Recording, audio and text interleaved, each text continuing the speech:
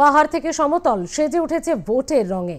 দার্জিলিংয়ে মনোনয়ন জমার আগে মহাকাল মন্দিরে পুজোর রাজবিস্তার। দলীয় কর্মী সমর্থকদের নিয়ে করা মিছিলে বিপুল ভিড় এবং নদিয়ার হুটখোলা গাড়িতে প্রচারে তৃণমূল প্রার্থী মহুয়া মৈত্র। প্রথম দফায় ভোট হতে চলেছে দার্জিলিংয়ে। এই কেন্দ্র থেকে বিজেপির প্রার্থী রাজু বিস্ট। তাকে প্রার্থী করা নিয়ে বিজেপির অন্দরেই দানা বেঁধেছিল ক্ষোভ। তা সব মিটিয়ে পদ্ম শিবিরের প্রার্থী করা হয় রাজু বিস্টকে। বুধবার মনোনয়ন জমা দেওয়ার আগে দার্জিলিংয়ের মহাকাল মন্দিরে যান তিনি, দেন পুজো। आज बहुत ही शुभ अवसर है और आज का दिन ये तय करेगा।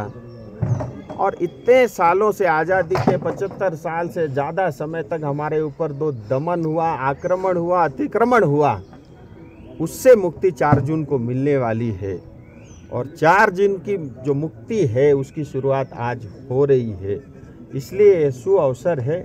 तमाम आपके माध्यम से जनता से निवेदन करता हूँ, आए और इस उत्सव में हम सब लोग सहभागी बने। बहुत बहुत মনোনয়ন জমার আগে দলীয় কর্মী ও সমর্থকদের নিয়ে করেন মিছিল, যা দেখে কার্যত মনে হবে পাহাড় যেন সেই মিছিলে কথা বলছে। পাহাড় উচ্ছ্বসিত রাজু বিস্টকে নিয়ে। 2019-এ তাঁর উপরেই ভরসা রেখে জয়ের হাসি দেখেছিল পদ্ম শিবির। এবারেও তাঁর ওপরেই ভরসা রাখছে বিজেপি।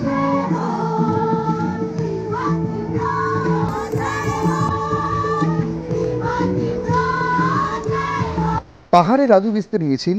নদিয়ায় প্রচারে তৃণমূল প্রার্থী মহুয়া মৈত্র।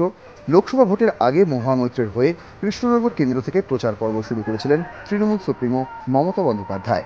বুধবার নিজের কেন্দ্রে হুটখোলা গাড়িতে প্রচার সারেন তিনি। গাঁদা ফুলের মালা দিয়ে সাজানো হয় গাড়ি।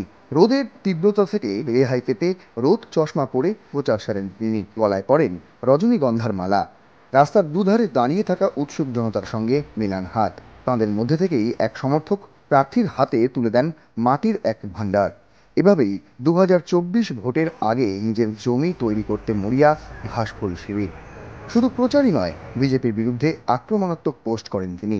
বুধবার নিজের এক্স হ্যান্ডেলে পোস্ট করেন মহুয়া মৈত্র, লেখেন, বিজেপির দরজা খোলা, না এলে এবার তিহার।